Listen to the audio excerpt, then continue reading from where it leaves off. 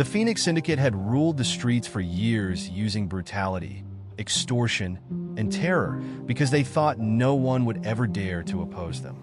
As usual, they anticipated acquiescence when they set their sights on a small, impoverished clinic. As just another overburdened physician too preoccupied with saving lives to jeopardize his own, Dr. Malcolm Graves appeared to be an easy target. They thought he would follow the others since they observed a man in his 40s who was quiet, worn out, and committed to his patients. It never occurred to them that he might have been someone else. They were unaware of the years he had spent in combat zones, caring for injured soldiers while under fire, and learning how to fight and live in situations when it was fatal to hesitate. The fact that the man in the white coat had been a military medic in the past, and that his hands, which were steady from years of surgery, could break as easily as they could heal was unknown to them. They therefore believed they were dealing with another defenseless citizen when they barged into his clinic and demanded supplies and compliance. They were mistaken. By the end of the night, the Phoenix Syndicate would understand that some places won't fall, some men don't break, and that a warrior may be waiting beneath a healer's patience. Please let us know where you are watching from, and remember to subscribe before we continue. The steady rhythm of controlled urgency filled the clinic. The little metallic tang of blood was overpowered by the antiseptic smell that pervaded the air. Despite its modest size, the waiting area was packed. A woman holding a tissue while stifling her cough, a mother with ill children, an old man massaging his knee. Dr. Malcolm Graves navigated it all with precision and steadfast determination, like a natural force. A man was lying on the examination table in the rear, under the bright glow of fluorescent lights. When his dress shirt came off, an unsightly cut along his ribcage was visible. Nurse Nia Reynolds' jaw was clenched in focus as she applied white gauze to the cut, allowing blood to leak through. Shaking her head, she whispered, "You're lucky. If you were an inch longer, you wouldn't be on this table, but rather in a mortuary." The man, Dion Carter, who owned a popular convenience store in the area, winced but managed a feeble laugh. "Fortunate," he said, coughing a little. "When they got me on the ground, it didn't feel like it." Dr. Graves came over, putting on new gloves and examining the wound. He scanned everything with the keen eye of a man who had witnessed far worse, his piercing stare shifting from Dion's face to the wound. "Did this occur today?" His voice was measured and steady as he inquired. As Nia repositioned the gauze, Dion nodded, his breath catching. "They hurried me before I had even locked up my business. Perhaps 5 or 6 of them. As if on a shopping frenzy, they wanted everything in the register and then began emptying shelves. Told me that I ought to be grateful that they spared my life." Graves let out a steady, purposeful breath through his nose. "What more did they say?" "Yes." Dion shook his head and gulped hard. "Claimed that since it's now their neighborhood, everyone operating a company must make the payment or they will begin to collect in other ways." It felt heavier in the room. Graves checked Dion's pulse with 2 fingers placed on his wrist, but his thoughts were elsewhere. This robbery was not an isolated incident. It was more intentional. A worse thing, who was it? They all had a good guess, but Nia inquired. Dion turned his head slightly and grimaced as he moaned. "Pete's team." A dense, unsaid quiet descended between them. Graves remained silent and only slightly tensed his jaw in response. He merely grabbed his instruments and silently got ready to suture the incision shut. First, the labor. Always. This was a problem for later, whatever that meant for the clinic. Slanted stripes appeared on the scuffed linoleum floor as the late afternoon sunshine seeped through the clinic's windows. The neighborhood continued as usual outside. The distant automobile stereo's muffled sounds. The sporadic sounds of kids having fun somewhere down the road. The steady hum of urban life as nightfall draws near. The air inside, however, was different. The room stiffened when the 5 men entered via the main doors. The routine smooth pace in the clinic grinds to an unnatural stop. Instinctively, a woman at the waiting area drew her child closer, her fingers clenching around the boy's arm. An elderly man sat with his hands folded over his cane and looked down at the floor, suddenly drawn to the tile's faded design. Rico, the group's leader, entered the room as if he owned it, looking around the clinic idly before focusing on Dion Carter, who was still sitting on the examination table with his ribs wrapped in fresh bandages. Rico's sneer, which pulled at the corner of his mouth, was full of disdain and teeth. A tacit admission that Dion had fled to this place to avoid them. Rico shook his head as though the sight truly delighted him, and said, "Damn, Dion, I believed we were rather explicit earlier. You have no right to refuse us." Dion's shoulders tensed, but he remained silent. Rico's grin widened as he turned to face Dr. Malcolm Graves. "And you're going to have to assist us document." Graves had been absorbing every gesture, every change in facial expression, the way the guys positioned themselves just enough apart to control the room. With a cool, deliberate motion, he removed his gloves and tossed them in the trash can before looking up at Rico. Graves said calmly, "You can sit down, and I'll see what I can do for you if you're hurt." Rico shook his head and let out a deep exhale. "That's not how this works, you see. We're not requesting medical attention. We're outlining the course of events for you." He pointed to the shelves along the rear wall, where bottles of pain relievers, antibiotics, and other necessities were arranged in a tidy stack. "You will begin reserving a portion of that for us. On a regular basis. We need bandages, medications, antibiotics, etc. And you take care of us immediately when we arrive. No questions, no charges, and no waiting." Before Graves could say anything, Nia Reynolds, who had been standing next to the supply cabinet, her fingers clenched around a clipboard, murmured, "This clinic does not function that way."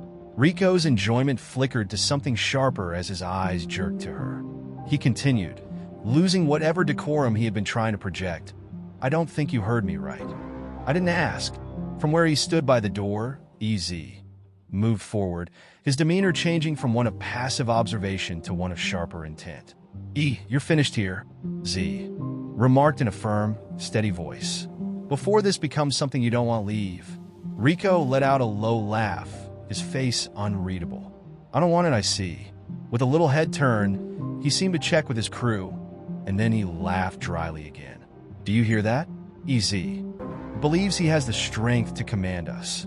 Leaning against the counter, Slade, the man nearest the reception desk, shook his head and clicked his tongue. "It's hilarious that someone who used to run with us would say that, man." Z's jaw tensed, but he remained steadfast. Rico pondered.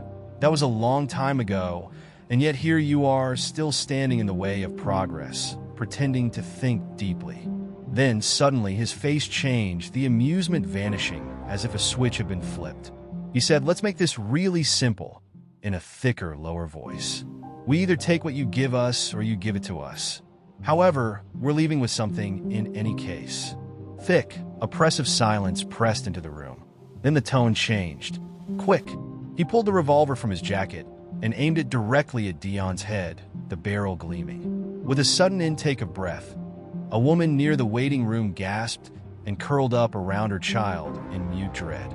The adolescent lad who had been lounging at the back of the room became rigid, his gaze flitting between the door and the gun as he tried to figure out if he would be able to escape in time. Dion was barely breathing, but Graves did not respond, not right away. Rather, he cocked his head slightly, his face unreadable, his hands solid and in control, resting at his sides in a relaxed manner. His attention was focused on Tone's grip, his stance angle, and the little twitches of his fingers on the trigger. "Is this how you would negotiate?" With a tone that conveyed nothing but serene indifference, Graves whispered.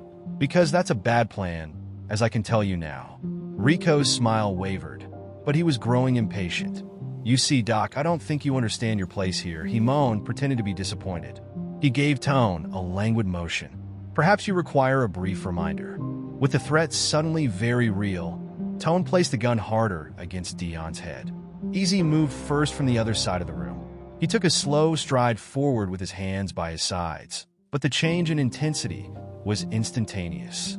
His posture shifted from casual defense to something Graves had seen before, something disciplined, as the muscles in his arms tensed. Rico also noticed it.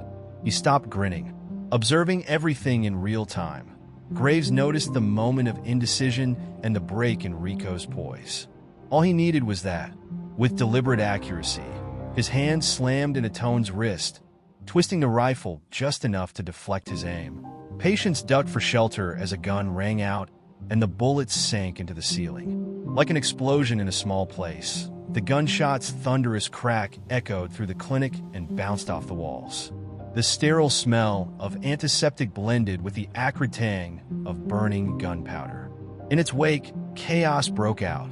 Tiny pieces of plaster were falling like dust because the bullet had lodged itself in the ceiling. In a desperate attempt to hide, some patients jumped behind chairs. Others pressed themselves against the walls, while others yelled as they scurried for shelter. A woman by the front desk held her infant close to her bosom. Her eyes clenched shut, and she was muttering something desperate. In a quick, determined move, Dr. Malcolm Graves' fingers had already clamped around the firing man's wrist and yanked it downward. Before Tone could even process what had happened, a vicious elbow slammed into his face, crunching his nose with a horrible crunch. His weapon clattered pointlessly to the ground as his body fell backward, hands automatically going up to his shattered face as blood gushed between his fingers. Easy was on the move before the gun had even settled. With the fury that comes from years of understanding how to break a man without hesitation, he threw himself at Slade. Slade staggered backward and crashed into the line of waiting room chairs as his fist struck his jaw. The plastic seats skidded noisily on the floor and moaned beneath the abrupt impact. Rico took a hasty step back, momentarily surprised by how easily he had lost control of the situation. He was no longer grinning, and his face darkened as he dug into his jacket for something. Graves noticed. He was on the move already. As the gang leader started to draw a knife, he took 3 precise steps to close the gap between them and seized Rico's wrist, twisting the arm so violently that the blade clattered to the ground.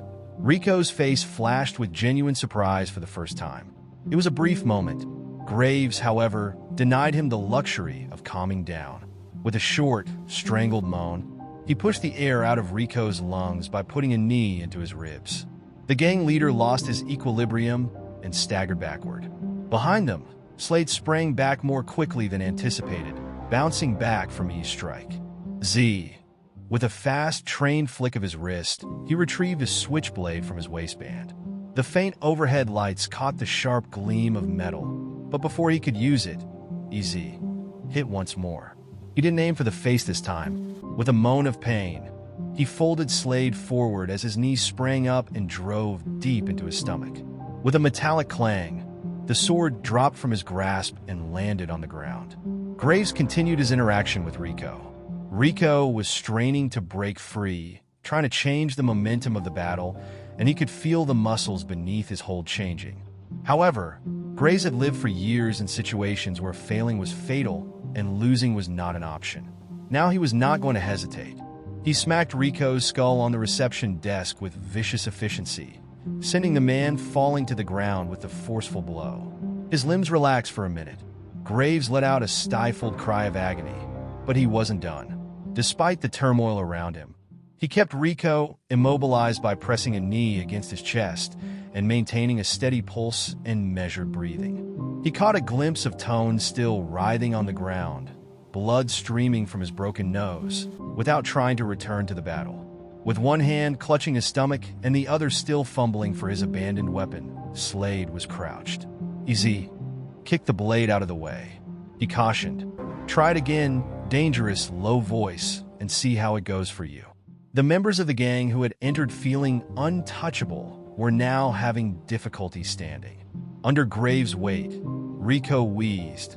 His lips splintered and his brow wrinkled in a mixture of incredulity and rage. He struggled against the pressure that held him down and coughed. Is this really the end of it?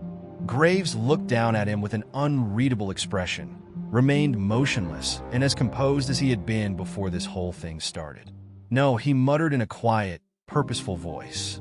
This, in my opinion, is the start of your largest error.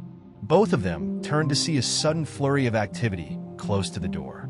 The youngest member of the gang, who had hung back and likely talked more than fought, had started to creep toward the door, obviously realizing that this wasn't worth the bother. Nia stepped slowly forward, remaining close to the shut supply room door. Without a second look, The young man paused, then sprinted, pushing through the clinic's doors and vanishing down the street. Not far behind were the others, who were humiliated and thrashed.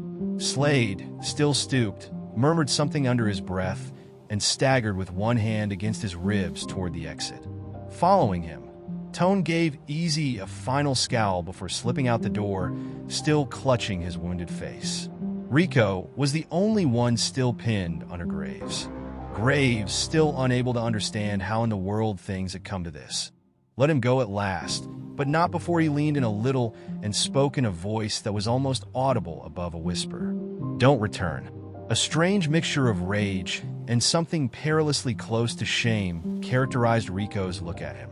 He lifted himself up without saying another word, then used the back of his hand to wipe the blood from his mouth before heading for the door. His expression was unreadable as he turned slightly and halted just short of the threshold. With a calm vow in his voice, he whispered, "This ain't over."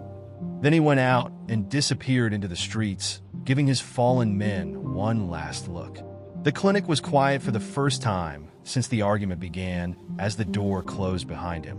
With their bodies still frozen from the shock of what had just transpired, the only sound left was the soft murmur of those who had been hiding as they slowly pulled themselves off the floor. Nia let out a breath, brushing loose curls from her face with shaky fingers. Easy rolled his shoulders and flexed his hands before looking at Graves. Graves only smoothed his coat, let out a steady breath, and whispered the one thing that was important at the moment: secure the doors. With the constant hum of the city pressing against its thin walls, the occasional cough of a patient who was waiting, and the steady beep of a heart monitor in the back room, the clinic had never been completely quiet. Now, however, the quiet was something different. It was waiting, weighty, and uneasy. Standing close to the reception desk, Dr. Malcolm Graves' muscles were still wired with the echoes of the struggle, but his pulse was no longer racing. The stress was still there, but the adrenaline had started to wear off. Blood had been seen at the clinic before, but never in this way. Not as a challenge, not as a warning, not as a sign of something worse to come. With a sigh that sounded like she was trying to let go of the moment itself, Nia Reynolds eventually dropped the clipboard she had been holding on like a lifeline and placed it on the counter. Her gaze flitted across the room, taking in the broken glass, the upturned chairs, and the bloodstains on the floor where Tony had fallen after Graves broke his nose.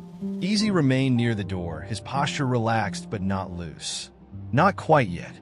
His shirt was slightly crumpled where Slade had gripped him during the altercation, and his knuckles were raw, but he wasn't thinking about himself. It was outside on the street. Standing with his arms folded, he peered through the front windows of the clinic onto the darkening pavement, searching for shadows that had not yet reappeared. Dion Carter made the first noise following the battle, cringing and putting a hand to his ribs before letting out a quick breath. He whispered, "I'm not sure if I should be scared or relieved." Without glancing at him, Graves continued to examine the damage and list the non-physical injuries, the way the waiting patients were moving cautiously and slowly again. The woman in the corner whispering comfort to her son, and the teenage boy who was still holding onto the back of his chair, as if it were the only thing holding him up. "They're not just going to let this go," Nia mumbled, rubbing a hand over her face before pointing at the carnage surrounding them. "You should be both." The flash of red and blue lights bouncing off the clinic windows, followed by the distant scream of sirens, broke the dense calm before Graves could reply. Easy looked at Graves and let out a sharp exhale while shaking his head. "The cleanup crew is coming," he murmured. As usual, it was late. Detective Luis Herrera entered through the open door, his face etched with weariness and annoyance. Herrera looked like a man who had given up on halting the tide long ago, a man who had been in the trenches of this city for too many years. He had merely attempted to save it from collapsing completely. He was clearly bored of such chats, as evidenced by the wrinkles in his suit, the slightly rolled-up sleeves, and the slightly loosening tie. He paused just outside the door, his keen eyes scanning the room, his trained eye taking in every detail. The blood, the upturned chairs, the faces of those within. "You want to tell me what the hell happened here?" Herrera said, sighing and pinching the bridge of his nose before continuing. Graves leaned slightly against the reception desk and crossed his arms, letting out a deep exhale. "A quarrel," he remarked in a cool, somewhat bored voice. Herrera exhaled slowly while adjusting his sleeves and glancing down. As if they had just engaged in a 10-round back-alley brawl, Rico and his boys were picked up 2 blocks south and stopped in an alley. "You wouldn't necessarily be aware of that, would you?" Naya crossed her arms and scoffed. "Instead of coming in here as if we're the issue, perhaps you could ask them what occurred." Herrera looked from Graves to her and back again. "They're silent. No firearms were found, no complaints were made, and no statements were made. Officially, I received nothing." Graves let out a breath, already anticipating the outcome. Herrera spoke a little lower, now only on his behalf, but informally. "Men like Rico don't tolerate such behavior, and you simply made them feel embarrassed." Graves did not recoil. He was well aware of this. "They will return," Herrera added in an unintelligible tone, "and it won't be for supplies. This place will be burned to the ground. This location needs to be closed for a while." Something colder settled behind Graves' eyes as he peered at him. "I'm not doing that, you know." Herrera shook his head and let out a deep exhale. "So you had better be prepared, because they won't be merely trying to make a statement the next time. They will seek retribution." There was a thick quiet between them. The police lights flickered one final time before the squad car moved away, vanishing into the city as if it had never been there. Herrera turned and left without saying another word. The tension persisted long after the detective had left, and the clinic stayed motionless. Nia looked at Graves as if he were the one who had caused this mess, shook her head, and paced a little before coming to a stop. She added, "We have patience, Malcolm," in a softer but no less strong voice. "They have nowhere else to go, so they come here. However, we will no longer be assisting them if you make this area into a battlefield. They will be caught in the crossfire." She was not mistaken. Furthermore, she wasn't adding anything that Graves already knew. Easy shook his head and let out a breath through his nose while remaining close to the door. "Doc, they're going to keep going. I assume you were aware of that."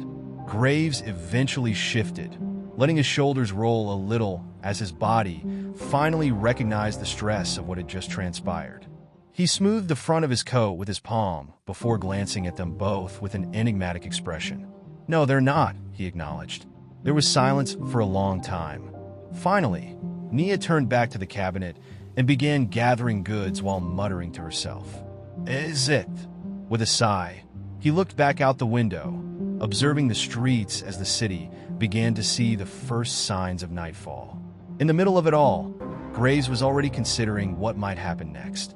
Almost an hour earlier, the last of the squad cars had moved away, and the sound of police radio conversation had faded into the growing darkness.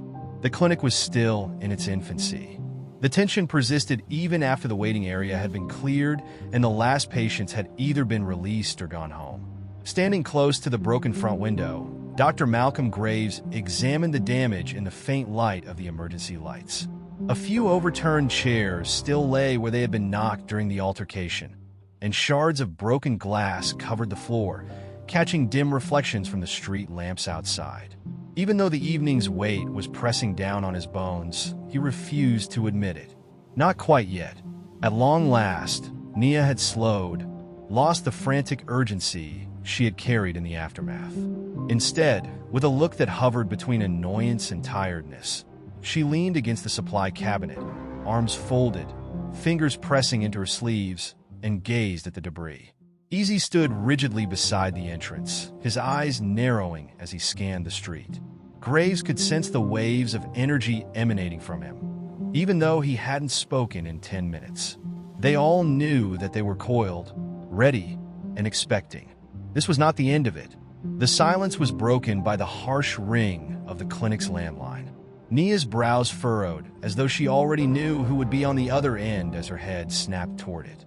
Easy remained motionless, staring at the phone as if it had just challenged him. It was Graves who stepped forward. Without saying a word, he took up the receiver and pressed it to his ear.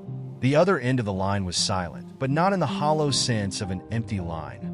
Rather, it was the sound of someone waiting, assessing the situation before speaking. Finally, a calm, purposeful voice emerged from the static, bearing the weight of a man who had never had to yell to be feared. Graves didn't answer. Document Pete exhaled slowly, sounding more amused than annoyed. With the same uncanny serenity that always pervaded his voice, he pondered, "I heard you had yourself a little party tonight. I heard my sons enter your building and leave in a different manner." Graves' face was unreadable, his hand still firmly gripping the phone. Pete went on in a tone that was almost conversational. "That's the problem with people like you. You settle in because you have a few extra hands on your side. You begin to believe that you are exempt from following the rules." "Doc, that's adorable."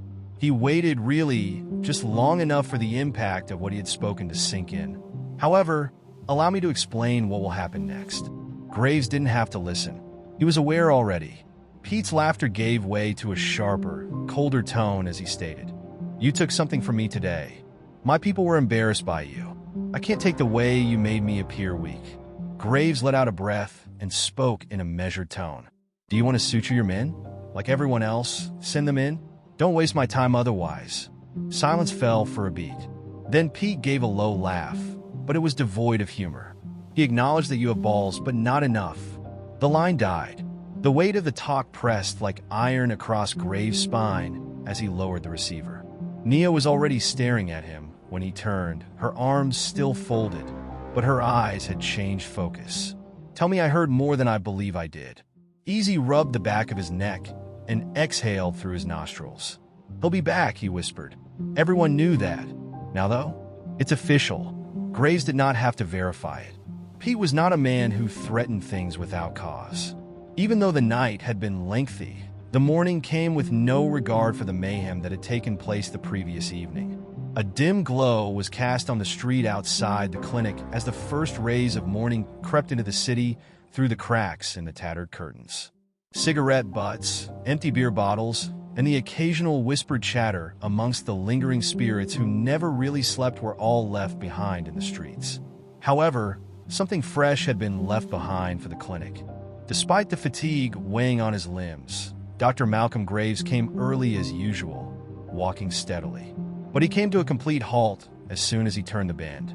A statement was spray-painted on the outside wall of the clinic in heavy, pouring strokes. The lettering were rough, but clearly intentional. "Work within our rules, or we will demolish this place." Anyone walking by could see the well-placed vivid crimson paint, which contrasted with the fading beige bricks like new blood. One of the clinic's front windows had been smashed in completely, and the jagged edges of the glass were still stuck to the frame like broken teeth, glittering on the sidewalk nearby. The remnants of a liquor bottle were in the gutter, the concrete still smeared with the dark stain of whatever had been inside. A few feet away, Nia Reynolds, who had come minutes earlier, stood with her arms folded tightly across her chest and her gaze fixed on the damage as though she wanted it to vanish. She let out a short breath at the sound of his footsteps and turned to face him with a look that was half fury and half tiredness. "Are we now dealing with this?" Her voice was strained and tinged with fury as she said, "Tricks of the terror? Small-time threats?" With an inscrutable expression, Graves surveyed the damage.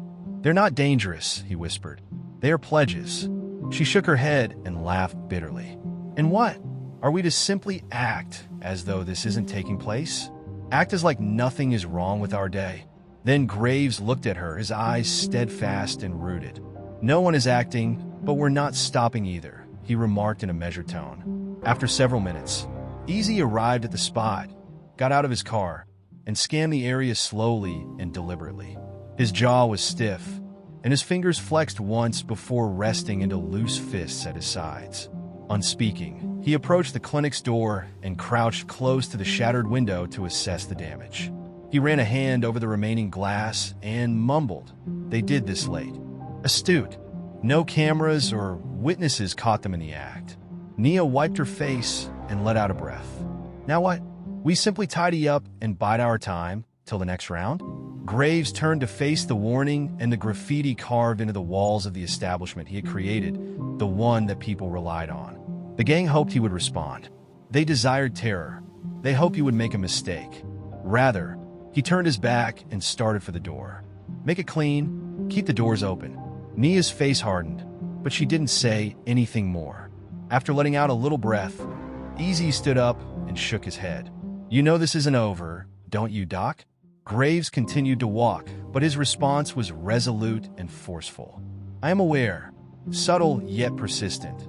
The uneasiness had persisted throughout the day like a storm ready to blow. Graves sensed it even as the clinic started to wind down and the last patient started to flow out. By midnight, Easy was still stationed close to the front, his posture more tense than normal. Nia had stayed later than she ought to have, but she had refused to say why, as if her presence would somehow prevent the situation from getting worse. The evening commotion had become the norm in the area. The murmur of late-night conversations coming from open windows, the distant laughter, and the odd rumbling of a passing car. Then an engine roared in the distance. The deep, steady roar of several cars approaching. Not just one, but several. Too quick, too methodical. Easy turned toward the window, his whole body tensing as his head sprang up. "That's them," he mumbled, his voice heavy with conviction. Before Nia could even move, the first bullet boomed out, splintering the delicate nighttime calm with a crack that cut through the air like a whip. Then another, and yet another. The rapid-fire shower of bullets, intended to convey a message rather than cause death, ripped through the silence with a deafening boom. The bullets had ripped through the walls, leaving tiny, jagged holes, and the glass of the already shattered window erupted inward, sending fragments flying across the floor. Then came the screeching sound of tires. Quick, immediate, lost. Then it was done, just as abruptly as it had begun. Only narrowly had the clinic been spared. Nobody had been struck. No one moved for a few seconds this time. Then Nia let out a loud breath. Her hands clenched around the edge of the reception desk until her knuckles were white. Jesus. Easy turned and looked at the wreckage. His eyes were keen and black, but his breathing was measured. He wiped his face and then looked at Graves. He mumbled, "They're testing us to see how far they can push before you fold." Graves remained motionless, his gaze fixed on the debris, his heart steady, his face blank. At last, with a lower but as forceful voice, Nia turned to face him. "This is more than intimidation, Malcolm. It's war." With his hands resting against the counter, Graves took a quiet, deliberate breath and let it out as he processed everything. The warning, the next unavoidable move, the escalation. He was aware of what was about to happen. And since this was no longer only a message, Pete was aware that he was aware. Something worse was about to happen. The lingering scent of gunpowder, which reminded everyone that last night had been a promise rather than a nightmare, clung to the walls like an unspoken warning. The drive-by had left its mark, with broken glass crunching beneath foot and gunshot holes in the outer wall. The clinic changed from being a healing space to a violent battlefield. While the waiting room was hauntingly empty, Dr. Malcolm Graves had been working until the early hours of the morning to repair the front windows and board over the worst of the damage. Patients who had previously believed that this location was a safe haven were now wary, and their lack of presence was a sign in and of itself. It was functioning. The purpose of Pete's pressure campaign, the broken glass, the graffiti, and the gunshots that had approached but fell short was to make Graves make a decision. At this point, the gang was not attempting to completely destroy the facility. They wanted him to buckle under the weight of terror and fold first. Then Pete called, just before noon. The waiting room's deafening silence was broken by the abrupt and harsh ring of the phone. Still feeling nervous from the previous evening, Nia Reynolds ignored the caller ID. She was aware. They were all aware. She simply didn't want to listen to it. Graves was already in motion, going for the receiver with a level of composure that was inappropriate in these conditions. He raised it to his ear without uttering a word. After a moment's silence, Pete's voice could be heard. Easy, leisurely. "Doc, are you still standing?" Graves kept quiet as he tightened his hold on the receiver. Pete gave a quiet, almost amused laugh. "After last night, I thought you would be too obstinate to leave, but let's not act like you don't see where this is headed." One more pause. "You are out of time, outgunned, and outnumbered. Doc, you're not interested in fighting this war. You're not made for it." Graves let out a slow breath. When he eventually spoke, his voice was measured. "What do you want then?" Pete hummed, as though he was thinking. You're aware already. You keep what we require in stock. You put our people first, keep to your lane. We also don't have any issues. As Graves evaluated the request, he leaned against the counter and lightly tapped his fingers on the wood. What if I don't?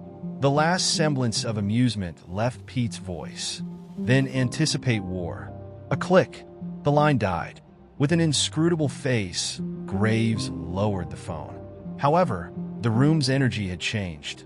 Nia might be red. With her arms folded and her breath a little erratic, she stood close to the supplies shelves.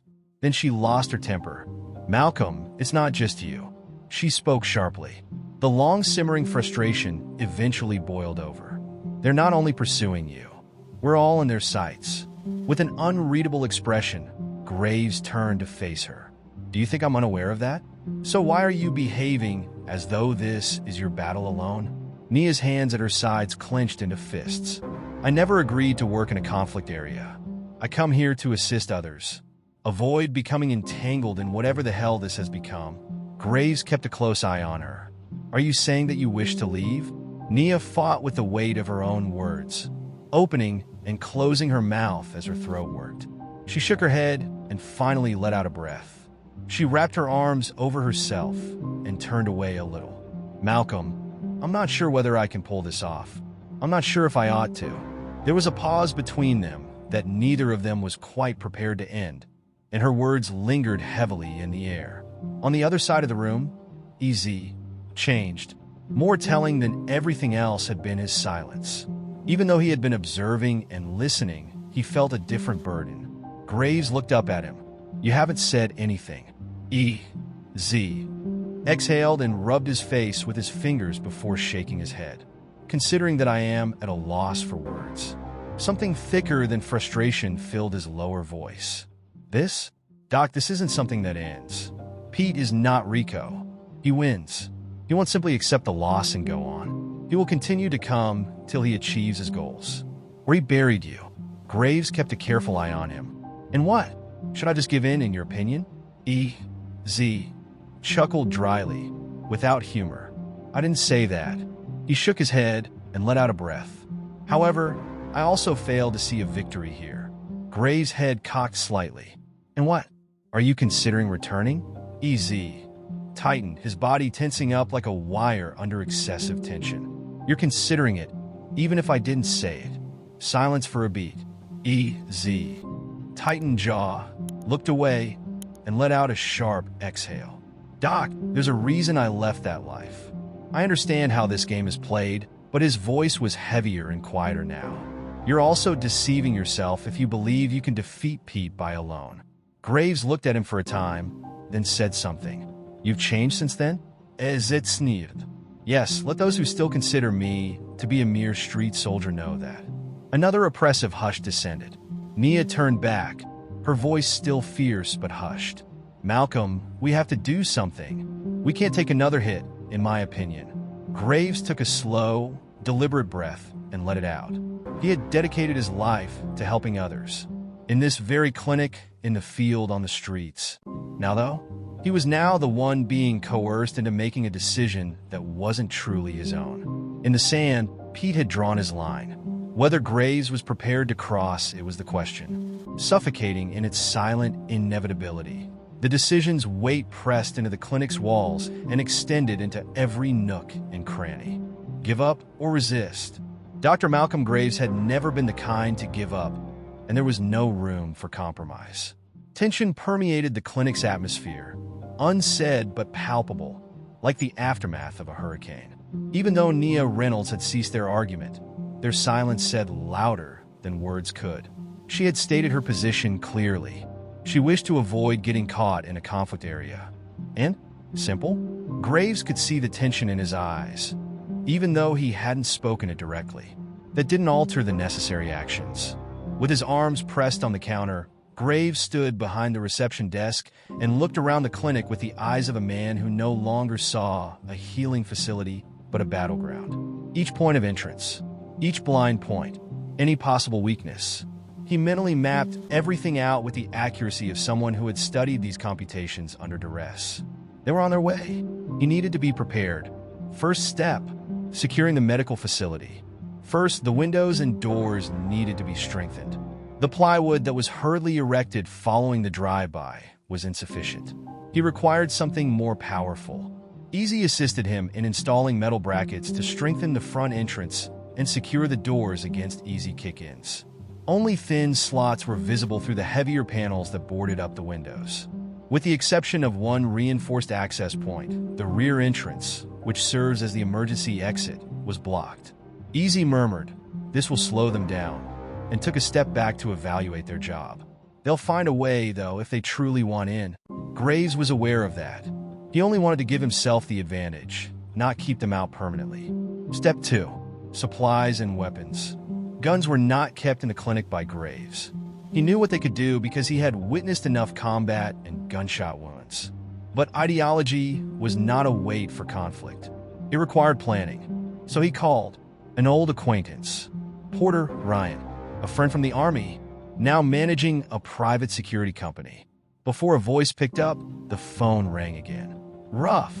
Nobusit, a man who had never really left the battlefield, said, even though his boots were no longer on the sand. Porter. Before he spoke, Graves leaned against the counter and rubbed the bridge of his nose. I require supplies. A pause occurred. A pause in the car. There was no need for an explanation from Ryan Porter. He had served with Graves abroad, witnessed the devastation that war could do to people, and seen Graves tend to soldiers as the battle raged all around them. He was aware of Graves' current tone. He had used the identical one prior to a fight. At last, Porter responded, Doctor, you don't call for small things. Tell me then, who is at your door? A neighborhood gang, Graves acknowledged. They're determined to get my clinic, and they won't accept no. Porter let out a deep exhale. And you believe you can keep them at bay? With a controlled tone, Graves answered, I know I have to. I refuse to roll over for them. One more pause. Porter's voice then became a little more solemn. You're aware of how this ends? Graves let out a breath. If I do nothing, I know exactly how it will end. Porter only needed to hear that.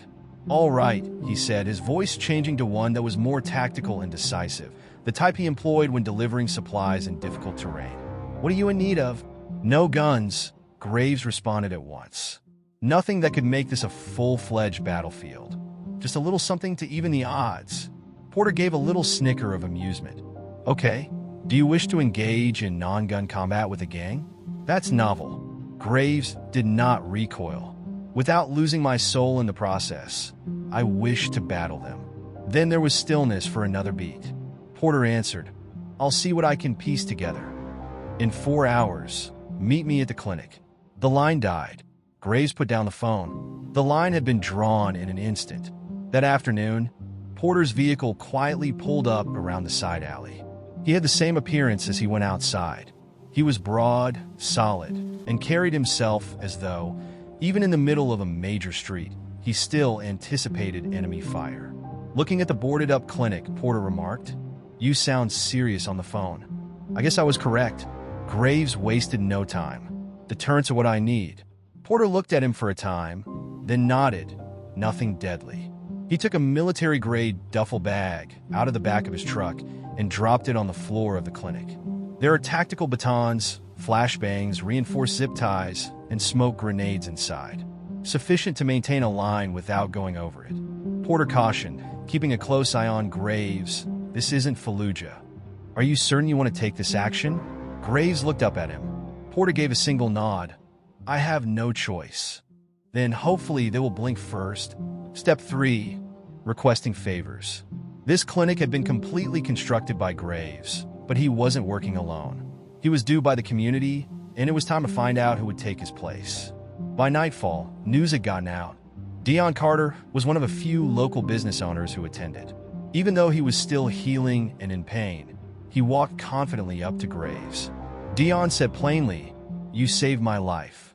I don't have much, but I'll support you in whatever way you need. Without pretense, Graves accepted the offer with a nod. Other men began to arrive, including neighborhood workers, store owners who had been compelled to pay protection money, and even a few old-timers who had watched the Phoenix Syndicate ravage this area for years. They didn't have to be fighters, but none of them were. All they had to do was stand. With her arms firmly crossed and an unreadable expression, Nia watched everything happen. "Do you honestly believe that this will work?" At last she inquired. Graves didn't look at her right away. He glanced around the clinic at the visitors. They had run out of options as well, not because they wanted to fight. His voice was firm as he said, "I think if we don't do this now, later, there would be nothing left to fight for." Nia didn't answer, but she also didn't go. Step 4 is the most difficult decision. The last arrangements were finalized as darkness fell. Easy stayed close to the door, his face dark in the little clinic illumination. Graves had sensed the change in him, even though he had been silent the entire night. At last, Graves came over. Graves watched him and said, "You know, if you walk in there, they'll take you back. Perhaps that gives us some time. Perhaps it provides us with information we don't have." Easy shook his head and breathed. Graves nodded slowly. "Or perhaps it kills me." That was the danger. They were silent for a long time before Easy spoke again. "But I'm not sure whether we'll survive this if I don't leave."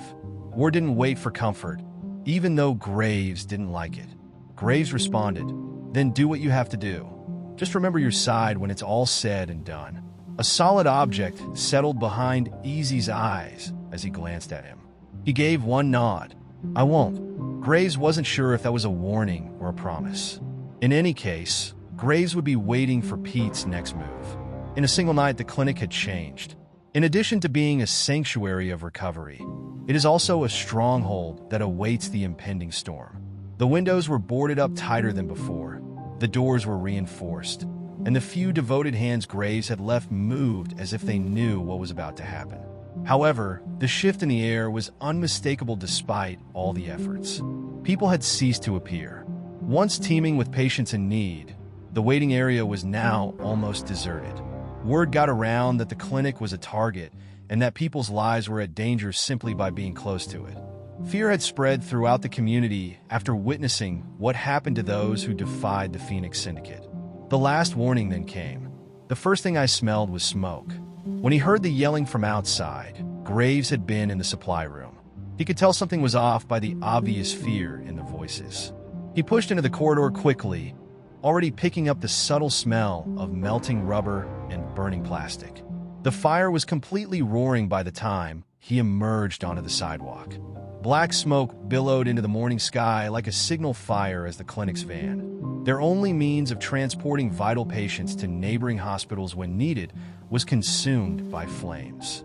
At a distance, a handful of spectators had gathered, their features carved with the same apprehensive resignation that had gripped the block. This was a public show, a last warning intended for everyone to see, not simply a message. Easy watched the car burn away as he stood close to the curb, his mouth gritted and fists clenched. Nia trailed him by a few paces, her arms crossed over her chest, her posture rigid with barely controlled annoyance, her face unreadable. Graves continued to move. He moved in the direction of the flaming van, assessing the damage and gauging the motivation. They might have struck the actual clinic. They could have pushed his hand entirely and set the building on fire. Rather, they had set fire to something that was easily replaceable. They had not yet attempted to destroy him. They wanted to be certain that he knew exactly what was going to happen next. Easy whispered. They're watching, keeping his eyes fixed on the flames. Graves looked after him, looking around the buildings. Eyes were in the windows, peering out from the darkness to see if this was the time he would snap. Nia's voice was strained as she let out a quick exhale. "What the heck? Shall we just act as if this never happened?" Graves took a moment to respond. Instead, he reached into his pocket and stepped forward slowly. Taking his phone out, he dialed the fire department. Then he turned and went back inside without saying anything. That was the one thing Pete needed to see, the one thing he couldn't stand, and that's precisely why Graves did it. There should have been no response, no fear, and no admittance of defeat. The second move arrived just when the flames had just completed smoking. They had delivered the message. Then the words appeared. Rico arrived in the middle of the afternoon, by himself this time, looking more presentable than usual, as if he had been sent to negotiate. He made no attempt to barge in. He didn't give commands. With his smirk barely visible, he leaned against the counter and strode through the front door as if he belonged there. With his arms folded, Graves greeted him at the front desk. "Do you still believe that this is a conversation?" Graves inquired in a level voice. Rico shook his head and laughed. "Oh, Doc, it's not a conversation. It's polite." His grin grew as he looked around the deserted waiting area. It appears that individuals have already made up their minds. Graves remained still. Rico let out a dissatisfied sigh and said, "Get to the point. Pete wants to handle this fairly. You enjoyed yourself and made your point. But now, Doc, it's time to be wise now. This site will be under our protection if you wish to keep it open. You must abide by our terms. This implies that supplies are reserved for us. We don't wait in line to receive care. When things get messy, you don't contact the police." Graves leaned a little forward. "I won't change my opinion no matter what you do. I'm not abiding by your terms." Rico's smile vanished. The parking lot won't be the scene of the next fire. Their mutual quiet was dense, weighty, and brimming with comprehension. Both of them were aware of the direction this was taking. Graves let out a quiet, deliberate breath through his nose. He finally added, "Tell Pete that since he's not getting what he wants, he should have burned it all down last night." Rico looked at him for a time, as though he was trying to determine whether he thought the response was really foolish or admired it. Then he turned and left without saying another word. Nia eventually spoke the word she had been suppressing all day as the sun was sinking. She yelled, "You're out of your damn mind," and walked into the supplies room, slamming the door behind her. This might have been resolved today. This may have been avoided before it worsened. At the counter, Graves was sorting through the few remaining medical supplies. He didn't raise his head. "Do you believe Pete would have allowed us to leave? You didn't even try, in my opinion." At that moment, he turned and gave her an unreadable gaze. "Are you heading out?" The ensuing quiet was real, harsh, and piercing. She looked away and let out a breath. "I'm not sure." That was a response in and of itself. A second later, she walked out of the room without slamming the door. It was worse than that. E.Z. saw Graves observing the street close to the rear entrance. "I took action." Zit whispered. "The word has already spread. They are aware of my return." Graves remained silent. "And? Is it?" He rubbed his jaw and breathed. "Additionally, they believe it to be a good idea, which implies it is most likely a bad one." Both of them were aware of the danger. "Do you think you can pull this off?" Graves inquired. EZ shook his head and chuckled softly. "No, Doc, but we have no other options, do we?" Since they both knew the truth, Graves chose not to respond. The real war begins tomorrow.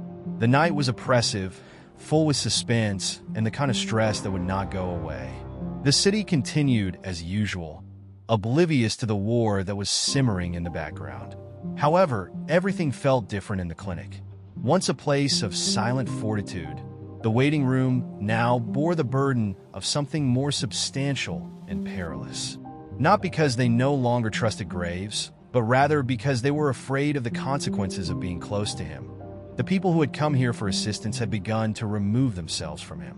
Dr. Malcolm Graves had been aware from the beginning that he couldn't win this battle by willpower alone. Unlike Rico and the others who mindlessly followed him, Pete was not a man who made snap decisions. Every action he took was intended to eliminate options until capitulation was the only sensible course of action.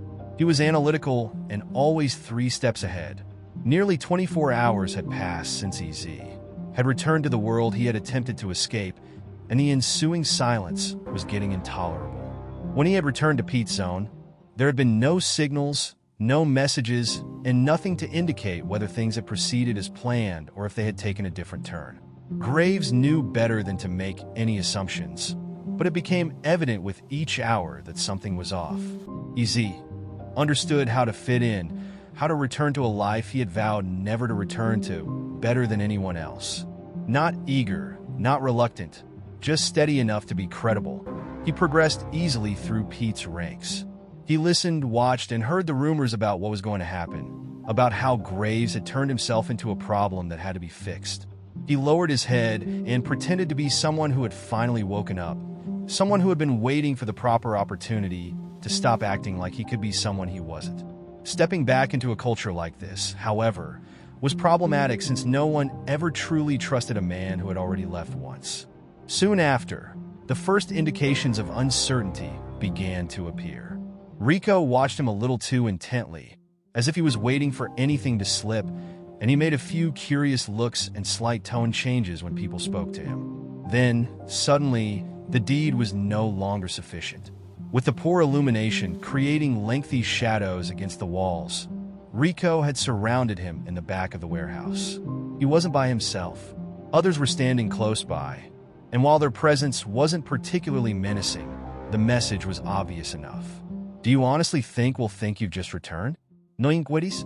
There was a hint of amusement in Rico's voice, but there was also a hint that he was overplaying games. Easy looked at him steadily, but inscrutable. "I became sick of acting like I could be someone else, so I returned." After examining him for a while, Rico shook his head and laughed briefly. "You see, a part of me simply doesn't believe that, even though I would like to." His voice lowered as he stepped closer. "What do we do to folks we don't trust? Do you know?" Easy was not required to respond. He was aware already. At that moment, the first blow was delivered. When Nia barged into the clinic, it was the first indication that things had become worse. She gripped her phone so firmly that her knuckles were white. The fury that radiated from her was barely covering the dread that was behind it. "You must see this," she continued, her voice clipped and sharp as she struggled to contain the frustration that threatened to explode. She pushed the phone in Graves' direction, and he accepted it silently. The video began to play. The image was clear despite the choppy video and low illumination. Easy, strapped to a chair, his left eye swollen shut, his face damaged, and bleeding at the corner of his mouth. He was sitting there with a face that conveyed something far worse than dread, but he wasn't talking or struggling. "Acceptance? Off camera?" A measured, silky voice spoke. "This is the result of bringing a rat into my home. Pete." Rico was standing next to Easy with a knife in one hand and the tip lightly pushed against his throat when the camera shifted slightly. Pete's slow, methodical voice returned. "Doc, you wanted a war? This is the appearance of battle. Just long enough for the impact of what he had spoken to sink in. We'll see if you're prepared to pay the cost." The screen abruptly turned black after that. Nia appeared to be in pain as her arms were wrapped so tightly around her chest, and her breathing was irregular. "What is the plan then?" Graves took a moment to respond. His thoughts had already begun to process all of the options. Knowing that this was just what Pete desired, he could feel the decision's weight crushing against his ribcage. He wasn't merely putting Graves in a difficult situation. He was giving him a final opportunity to fold. After glancing at Nia, he turned his attention to the boarded-up windows, the deserted waiting area, and the location he had constructed himself. Then at last he said something. "He has returned to us." It was an easy strategy. Before Pete tightens the noose, get in, get easy, and get out. There was no time for anything else, even if it was risky, reckless, and bordering on suicide. Graves had no intention of letting Easy turn into a warning etched on the walls of a shuttered warehouse. The warehouse, a colossal building made of concrete and rusty steel, towered over the scene, its walls covered in the filth of 100 crimes that had never been prosecuted. It was a location where people, goods, promises, and hope vanished, hidden under broken pavement and deserted lots on the outskirts of the city. With his presence like a ping in the night, Dr. Malcolm Graves made his way through the darkness. The faint light of neon signs barely made it past the barbed wire gates, and the air smelled of metal and gasoline. He had already visited this location, in a different era, in a different location, in a conflict zone when the rules of engagement were only a faint recollection. The distinction was that he wasn't present to rescue soldiers this time. His purpose was to save a friend. Inside was easy. There was no time for him to wait. Over the past few nights, Graves had observed their movements and committed to memory every shift change, blind spot, and detail that would determine whether this mission was successful or ended in bloodshed. Behind these fortifications, with his troops by his side, Pete believed he was untouchable. Graves, however, was wiser. No stronghold was unassailable. The perimeter's security personnel lacked professionalism. They were clumsy, dangerous, and unpredictable gang troops. They checked their phones, smoked at their positions, leaned against the walls, and laughed too loudly into the night. They believed that nobody would show up for Easy. They were mistaken. Graves moved without hesitation and with efficiency. His steps slow and controlled, he came up behind the first guard. The man was unable to utter a syllable before he collapsed due to a severe blow to the base of his skull. It was too late for the second to see movement. Graves threw him against the wall, using the crook of his arm to muffle his grunt while using his other hand to strike him precisely in the ribs and then the throat. Unconscious, the man fell before his body hit the floor. He cleared the outer fortifications one by one. No sound, not a warning. Death had just entered their front door, but Pete and his guys were unaware of it. The main door was too open and too dangerous. Graves slipped past the partially jammed door, which creaked a little on its hinges, and headed toward the side loading bay.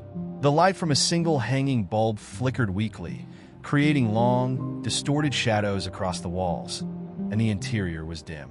He was the first to hear the voices. Rico said, in a humorous tone, saw through his act the second he walked in here.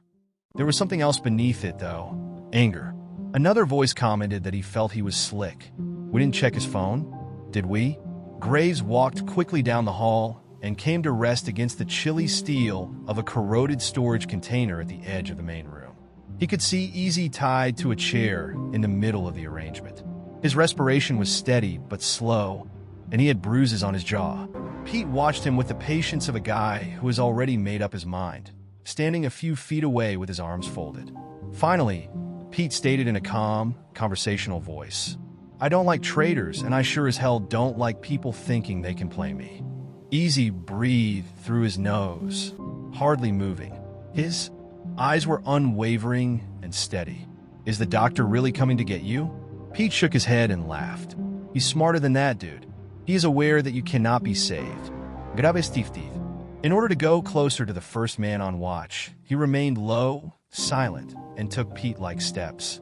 Before he could realize what had happened, the body sagged forward, unconscious, after a quick choke hold and a forceful twist.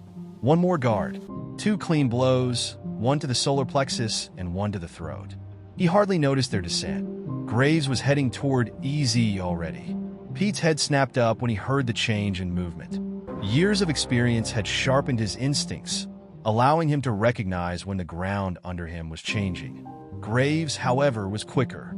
Graves raced forward, utilizing the uncertainty to close the last few feet as the first gunshot rang out, the bullet just missing. Rico staggered backwards as a blow struck his jaw. Graves, however, wasted no time in observing his descent. In a single motion, he broke through the bindings and was at Easy's side. As soon as his hands were free, Easy rolled his shoulders and took a deep breath. "You took too long," Graves responded without hesitation. Pete was back on his feet and had his rifle up. "Doc, do you believe this makes a difference?" Graves could hear the break beneath Pete's calculated, hard voice, the first taste of uncertainty. Graves remained still. Pete grinned and clenched his finger on the trigger. "Yeah, you do." Then, still pained and sore, Easy moved. "However, it's quick enough." Taking the pistol from Rico's grasp, he thrust his elbow into his stomach and pushed him back. A hanging light bulb above was broken when the shot went wide. It grew dark in the room. There were shouts. In the abrupt absence of light, Pete's troops scurried around, bewildered and blind. Easy and Graves didn't think twice. By moving through the mayhem under the cover of darkness, they managed to dodge flailing fists, slide between the boxes, and avoid the sound of bodies crashing. The chaos filled the room like a storm, tearing through steel. There was a gunshot, then another. Graves and Easy were outside running toward the fence when the emergency lights flickered on. As they came out of the side entrance of the warehouse, the chill of the night air struck them like a jolt. Pete's troops were still frantically trying to reorganize behind them. When they arrived in the alley, Easy moaned and pressed a palm on his ribs. "This is starting to be too much for me." With a short exhale, Graves looked around to make sure they weren't being followed. "Next time, try to avoid being caught." Easy shook his head and laughed. "The next time? Let's avoid it in the future." Graves remained silent, since he was aware that the conflict was far from ended. It had recently changed form. Pete, too? He wasn't finished yet.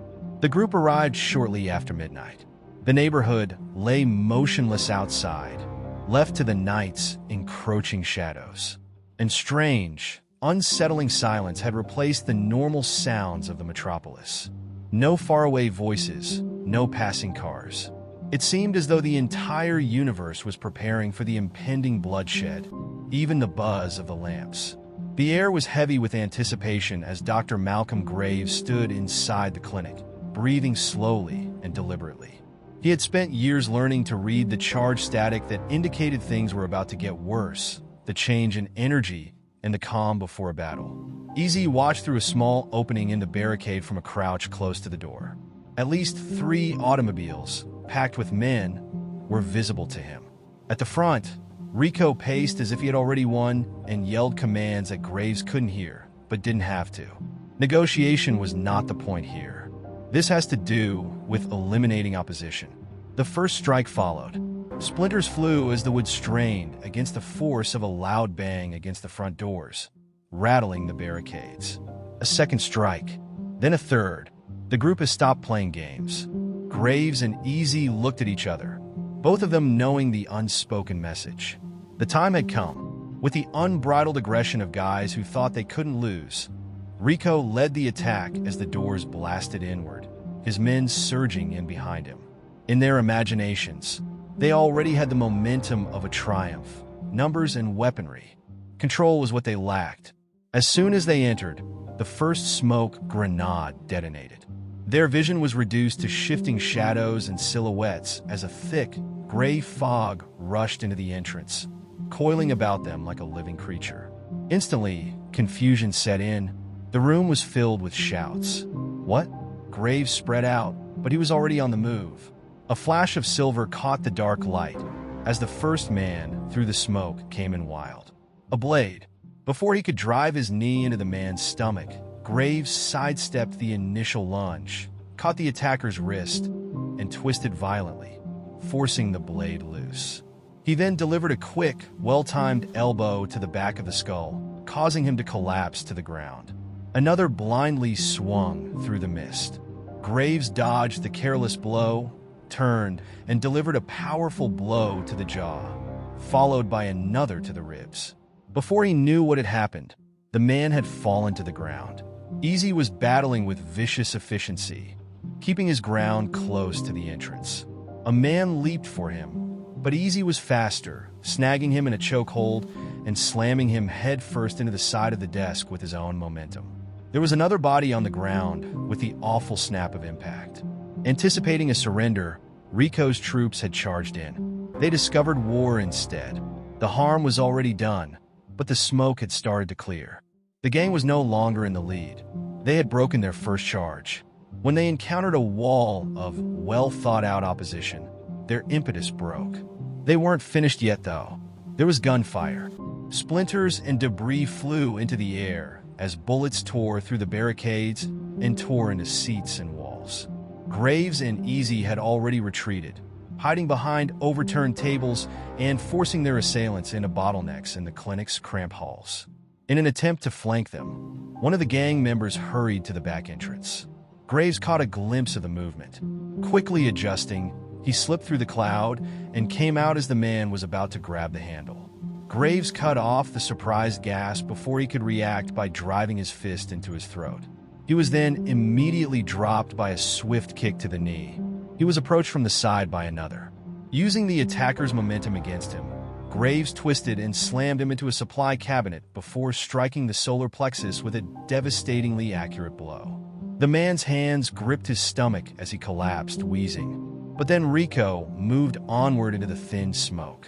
Although a previous strike had left blood on the corner of his lip, his posture was firm and his face was composed. Under the flickering lights of the clinic, a knife glinted in his right palm. He looked at Graves, who was already changing his weight and calculating every movement and angle. Rico, using the back of his hand to wipe blood from his mouth, whispered, "You should have stayed down." Graves let out a slow, steady breath. "You ought to too." Then Rico lunged without warning. Rico sped up, aiming the blade for Graves' ribs. However, Graves had already encountered men like him, fighters who relied on unadulterated anger and confused speed with accuracy. At the last second, he ducked, caught Rico's wrist, and twisted violently. The knife skidded under an overturned chair and clattered to the ground. Graves was immediately inside his guard, blocking with seasoned ease and then countering with a vicious blow to the sternum. But Rico hardly hesitated before launching a wild punch. Rico gasped and stumbled back, his face contorted in agony, but he would not fall. He bounced back fast, lunging once more, swinging fiercely. Graves took the initial strike, a quick swipe to the ribs, and then struck back. Rico staggered after taking a palm hit to the jaw, but he collected himself and returned with greater force, anger shining in his eyes. Like opposing forces colliding at full speed, the two men moved. There was a counter to each strike. They counterattacked every opening. It was harsh, quick, raw, and devoid of hesitation or wasted motion. Graves deflected Rico's hook throw and turned into a forceful elbow to the temple. Rico shook his head and backed away, but he wouldn't go down. He returned the swing with a knee that just missed Graves' ribcage. Rico was pushed backward into the counter by Graves, who took the hit and utilized his momentum against him. Rico gave a painful grunt, but he would not let go. His body cried out for him to stop, but his pride prevented him from doing so, and his breathing was labored. "Do you believe this to be sufficient?" he gasped. "You believe you've won?" Graves remained silent. Rather, he put an end to it. Rico was sent flying to the ground, motionless, by a vicious last blow, a perfect elbow to the temple. Graves let out a deep breath as Rico lay there unconscious, and turned to face the front door because he knew who would be waiting next, and Pete wasn't going to fight fairly. The smell of blood was strong and lasting, and the air in the clinic was heavy with sweat and smoking. The battle's debris was all throughout the place. Flipped chairs, walls covered in bullets, and victims lying on the ground, moaning or unconscious. Dr. Malcolm Graves was standing close to the front desk, breathing steadily even though he was exhausted. He had persevered despite the unadulterated violence Pete's men had brought with them, the wave after wave of men, and the lingering smell of gunpowder. The real battle, however, was about to start. Rico was sprawled out on the floor behind him, his body limp against the shattered counter, having been struck out cold. With the exception of the sirens blaring in the distance, the clinic was now nearly silent. Too far away, too sluggish. They wouldn't arrive in time to prevent the following action. The entrance doors then flew open. Pete entered. He didn't hurry or act like a man who had just witnessed his whole crew being demolished in front of him. Rather, he advanced with the unwavering assurance of a man who had never thought about losing. He moved slowly and deliberately, his head tilted slightly as he looked in the devastation, his shoulders slack, his long coat barely shifting as he moved. Graves remained still. He was not required to. Pete shook his head and let out a deep exhale. Unaffected by the commotion, he spoke all of this in a soft voice. For what purpose? With his fingers slightly flexed at his sides, Graves remained silent. Pete took another hesitant step forward and clicked his tongue. "Doc, I gave you chances. I offered you choices. You had the option to accept the offer. You had the option to leave." He glanced down at Rico, who was unconscious at Graves' feet. "However, for what reason did you discard everything instead? Pride? Some nonsense notion of righteousness?" Graves calmly and steadily exhaled through his nostrils. "I fulfilled my obligations." Pete laughed softly and without humor. "What specifically do you believe you did?" He pointed to the devastation all around. "Do you believe this to be a win? You believe you have won because you defeated some foot soldiers?" He twisted his smirk. "It is now darker. This city is mine. Do you believe that one fight will change that?" Graves' head cocked slightly. For a man standing by himself, "You talk a lot." The smile disappeared. Pete's shoulders squared for the first time, and his eyes darkened. The room's atmosphere changed. The exchange of words was over. The time for war had come. Pete was the first to move. He sprang forward. Quick. It was quicker than Graves had anticipated for a man who typically delegated his dirty job to others. Graves, however, had studied fighter reading for years. How to observe the motions before they are complete.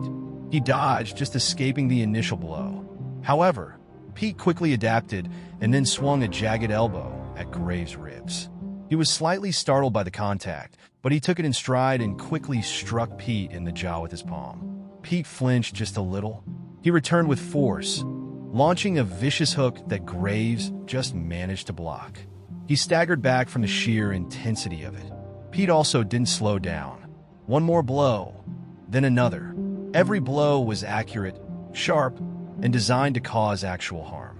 Pete wasn't your average criminal. He was deadly, controlled, and well-trained. Graves was, however. Graves caught the wild right punch that Pete threw when he lunged again. Using Pete's own momentum against him, he turned violently and crashed into the reception desk. The blow caused the counter to tremble, but Pete was already getting better and rushing back in his direction.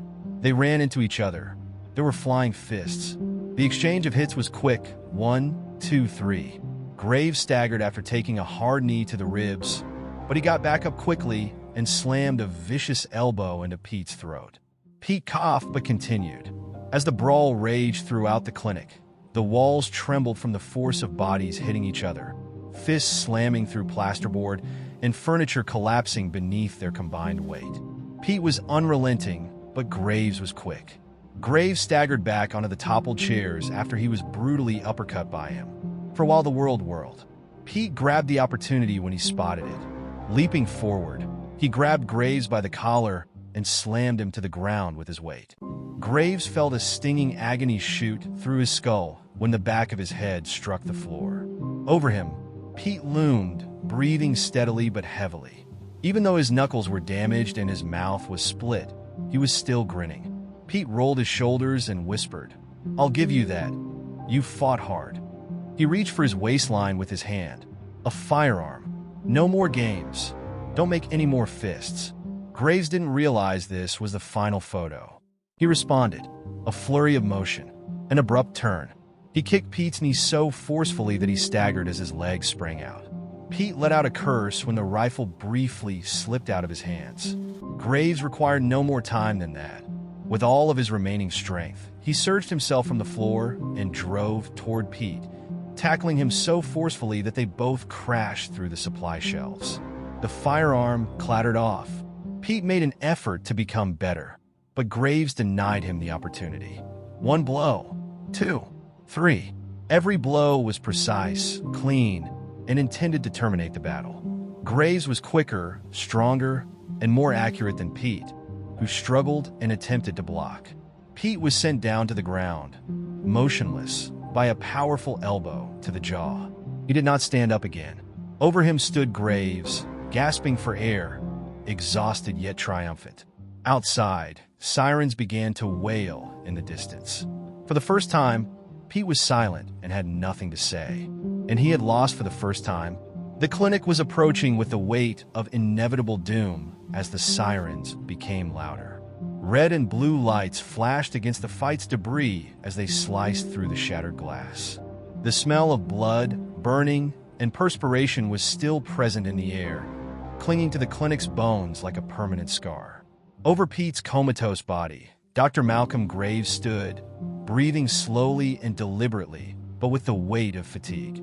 His ribs hurt from where Pete had delivered his strongest blows, and his knuckles were rough and bruised from the struggle. The cold reality of what had just transpired was all that remained of the adrenaline that had propelled him through the conflict. Easy, his face wounded but triumphant, moaned behind him and pushed himself up from where he had fallen against the counter. As their rule over this area crumbled into nothing more than a broken memory, the last of the gang lay strewn across the clinic floor, some wailing, others asleep. The police then barged in, eyes horrified as he surveyed the devastation. The first officer through the door had his pistol drawn. The others trailed behind, their voices piercing, demanding authority over a predetermined situation. Hands that are visible. Graves remained still. He just rolled his shoulders and let out a breath, already sensing the bruises growing under his skin. The battle was over. The cleanup was next. Pete was first approached by two officers who rolled him onto his stomach and fastened handcuffs to his wrists. His body was limp from the thrashing he had received, and he hardly twitched, his breath still raspy. Easy wiped a line of blood from his forehead and murmured under his breath, "You got him good." Graves remained silent. As the officers pulled Pete to his feet, his eyes were fixed on him. After years of terrorizing the streets, the previously untouchable gang leader was now hardly able to stand. Something else, emptiness, had taken the place of the sneer that had been permanently carved on his face. As they pulled him toward the door, Pete raised his head a little and met Graves' gaze. "Do you believe that this makes a difference?" The hatred in his voice was still there, but it was brittle and raspy from the harm he had sustained. Graves stared at him. He answered plainly, "You already lost, unmoved, unshaken." As the officers pushed him ahead, Pete chuckled slowly and without humor, shaking his head a little. "Let's see." Pete vanished as soon as the officers pushed him outside. The officers focused on Graves and Easy as the remaining gang members were pulled out. Luis Herrera, the lead detective, moved forward, surveying the damage with a tense frown. He wiped his face and mumbled, "Jesus Christ. What the devil occurred here? You want to tell me?" Graves leaned on the counter and exhaled slowly. "They were looking for a battle. We handed one to them." Herrera laughed sharply and without humor. "Yes, that makes sense to me." He pointed out the gunshot holes still in the walls, the wreckage, and the bodies being put into cop vehicles. "You understand that I ought to take you into custody?" Graves looked at him evenly. His expression was devoid of dread. "No, you won't." Herrera laughed. "And why is that?" Graves' head cocked slightly. "Because you would be here for something else entirely if we hadn't retaliated. A bloodbath. Instead of being shackled in the back of your cars, there are bodies at the morgue." Herrera gave him a long look before shaking his head and letting out a deep sigh. "You're really annoying. Are you aware of that?" Graves gave a small smile. "It wasn't said by you first." With a short sigh, Herrera turned to face one of the officers. "Obtain statements. Clean it up." He gave Graves a final glance. "Doc, you were fortunate tonight. Don't try to push that luck too far." He then moved aside while yelling commands at his group. Finally, there was a tiny release of the weight that had been crushing against Graves' chest. For the time being, they had survived. Nia finally came forward as the officers were cleaning up the area. She crossed her arms over her chest tightly. She had spent the whole time standing close to the rear, observing, awaiting. "You ought to be dead," she said sharply in a mumble. However, underneath it was something else. Relief. Graves gave his shoulders a little roll. "Ought to be. Not at all." She shook her head and blew out a quick, frustrated breath. "You're not possible." Easy, still clutching his ribs, laughed next to him. "He's funny because of that." Nia glared at him, then turned back to Graves. "Now what?" With a deep breath, Graves looked about the clinic's ruins. The destruction was widespread. Bullet-riddled walls, irreparably damaged furniture, and strewn about ruined medical gear. His creation, which was supposed to be a sanctuary of healing, had turned into a battleground. However, it remained upright. He said plainly, "We reconstruct." Nia nodded slowly after studying him with an enigmatic glance. "After this, do you really believe people will return?" Her eyes met Graves. "They will. There is nowhere else for them to go." She rubbed her temples and sighed slowly. "Yes, then I will be staying." Graves felt something lighter spark through his chest. It was a victory, albeit a minor one. Easy grinned. "You would miss us too much?" "I agree." Nia did not dispute it, but she rolled her eyes. For a considerable amount of time, the three of them stood there, absorbing the aftermath, the debris, and the significance of their survival. The battle was never truly over, even when the war was concluded. Graves was prepared for anything that would happen next. The following morning, the first patient showed up. It was merely a young mother with a toddler who had a recurrent cough. Nothing major. Glancing at the boarded-up windows and the remaining wounds from the conflict that had almost destroyed everything, she hesitated at the door. However, She entered without saying anything when she noticed Dr. Malcolm Graves standing at the reception desk, his sleeves rolled up, clipboard in hand, as if it were any other day. There were more by lunchtime. A father brought in his kid with a fever that wouldn't go away, an old man who had ran out of blood pressure medicine, and a teenager who had suffered a nasty cut on his arm in a bike accident. One by one, they entered the clinic, no longer avoiding it or viewing it as a dangerous place. They had witnessed the devastation. They had heard the sirens, the shooting, and the mayhem that had threatened to engulf this entire area. However, they had also witnessed Graves' battle for them, not just for himself. Although it wasn't as crowded as it had been earlier in the afternoon, there were still enough people in the waiting area to let Graves know that the community had made up its mind. They weren't going to leave him. The clinic has evolved beyond a simple medical facility. Something more powerful was involved. Both they and it had survived the conflict. As if the last week hadn't completely upended his life. As if he hadn't been spending the last few nights battling like a soldier rather than healing like a doctor. Graves walked around the rooms, tending to patients. His knuckles throbbed, his ribs hurt, and every step brought back memories of the wounds he sustained in his last altercation with Pete. But he was always on the go. He hardly noticed that people's perceptions of him had changed. He had previously been just a doctor, a competent, trustworthy doctor, but still just a doctor. Right now, he was a different person now, a guardian who had resisted allowing fear to control his people's destiny. He was no longer only consulted for medication. They came because they were certain that Jesus would protect them from harm. For the first time that day, Graves stepped outdoors as the sun started to drop and finally drew a breath. As the city settled into the golden haze of sunset, orange and violet streaks appeared in the sky.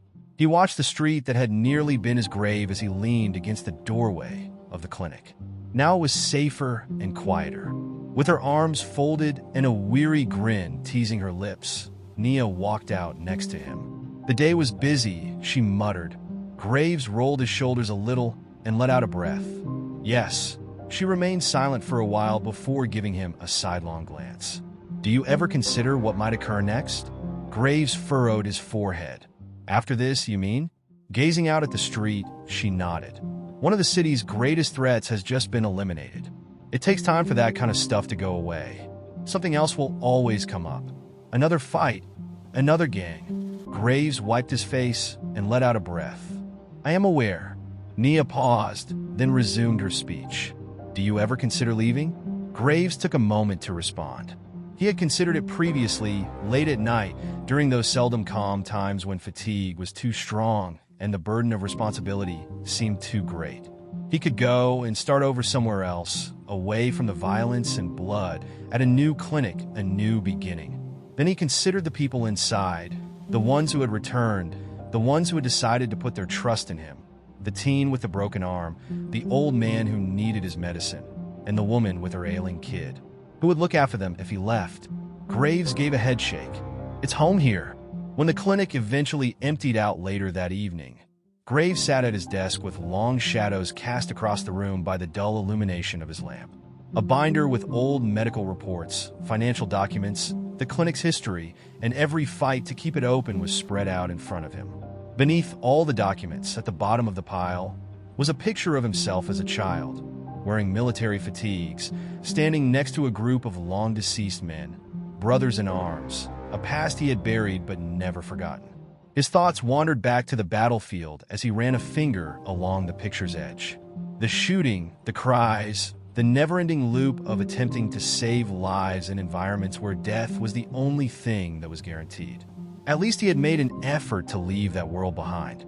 He was fighting here, not for governments, laws, or goals set by men in offices hundreds of miles away, but the war had followed him home. In this case, he was defending something genuine and valuable. He leaned back in his chair and closed the folder. The city outside went on. The clinic inside was still standing stronger than ever. I hope the story was enjoyable to you. To ensure you don't miss the next one, kindly subscribe and share it with your friends. I've chosen 2 stories for you to read in the interim that I believe you will like. Enjoy your wonderful day. Disclaimer. This channel stands against all forms of intolerance, discrimination, racism, and violations of human rights. The stories shared here are original creations, developed to encourage reflection, understanding, and constructive dialogue. All content is produced with a commitment to respecting diversity and honoring human dignity.